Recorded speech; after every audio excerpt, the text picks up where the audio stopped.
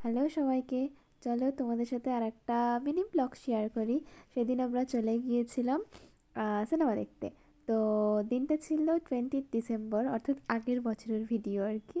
তো যাই হোক, তোমরা দেখেই বুঝতে পেরে গেছো আমি কোথায় চলে এসেছিলাম। হ্যাঁ, ময়দানের নতুন যে এসবিএফটা খুলেছে, তো সেখানে এসবিএফে ঢুকেই এই জায়গাটা আমার বেশ ভালো লেগেছে। আর ওদের ওখানে মোট 3টে না 4টে হল ছিল। আর সেদিন আমরা যে সিনেমাটা দেখতে এসেছিলাম সেটা হলো আফতার। তবে এখানে সবথেকে মজাদার ব্যাপার হলো যে আফতারের ফার্স্ট পার্ট সেকেন্ড পার্ট আমার কোনোটাই দেখা নয়। তাও আমার বরমশাইয়ের অনুরোধে আমি দেখতে চলে গিয়েছিলাম। সিনেমাটা আমার বেশ ভালো লেগেছে।